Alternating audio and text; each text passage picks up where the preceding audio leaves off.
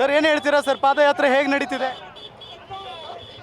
ಇವತ್ತು ಬೆಳಗ್ಗೆ ಕೇಂದ್ರದ ಸಚಿವರು, ನಮ್ಮ ಪಕ್ಷದ ನಾಯಕರಾಗಿರ್ತಕ್ಕಂಥ ಮಾನ್ಯ ಕುಮಾರಣ್ಣವರು, ಹಾಗೆ ಮತ್ತೊಬ್ಬರು ರೈತ ನಾಯಕರು, ಮಾಜಿ ಮುಖ್ಯಮಂತ್ರಿಗಳಾಗಿರ್ತಕ್ಕಂಥ BS ಯಡಿಯೂರಪ್ಪ ಸಾಹೇಬರ ಒಂದು ಸಮ್ಮುಖದಲ್ಲಿ, ಅವರ ಒಂದು ನೇತೃತ್ವದಲ್ಲಿ ಇವತ್ತು ಚಾಲನೆಯನ್ನು ಕೊಟ್ಟಿದ್ದಾರೆ.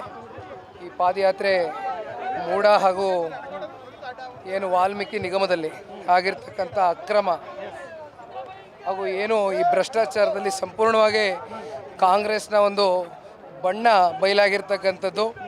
ಸದನದ ಒಳಗಡೆ ಕೂಡ ಇವತ್ತು ರಾಜ್ಯದ ಮುಖ್ಯಮಂತ್ರಿಗಳು 187 ಕೋಟಿ ಅಲ್ಲ 89 ಕೋಟಿ ವರ್ಗಾವಣೆ ಆಗಿರ್ತಕ್ಕಂಥದ್ದು ಸತ್ಯ ಅಂತಕ್ಕಂಥ ಮಾತನ್ನು ಅವರೇ ವಿಧಾನಮಂಡಲದಲ್ಲಿ ಒಪ್ಕೊಂಡಿದ್ದಾರೆ ಸ್ವತಃ.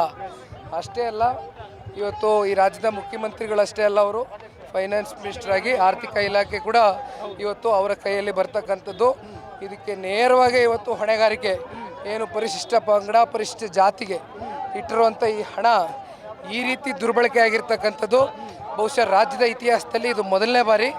ಕಳೆದ 15-16 ತಿಂಗಳಿಂದ ಈ ರಾಜ್ಯದಲ್ಲಿ ಏನು ಕಾಂಗ್ರೆಸ್ನ ಸರ್ಕಾರ ಇದೆ, ಒಂದು ಕಡೆ ಹಾಲು ಉತ್ಪಾದಕರಿಗೆ ಏನಿವತ್ತು ಕೊಡಬೇಕಾಗಿರ್ತಕ್ಕಂಥ ಪ್ರೋತ್ಸಾಹಧನ 9 ತಿಂಗಳಿಂದ ಇವತ್ತು 1200 ಕೋಟಿ ರೂಪಾಯಿ ಬಾಕಿಯನ್ನು ಉಳಿಸ್ಕೊಂಡಿರ್ತಕ್ಕಂಥ ಈ ಕಾಂಗ್ರೆಸ್ನ ಸರ್ಕಾರ.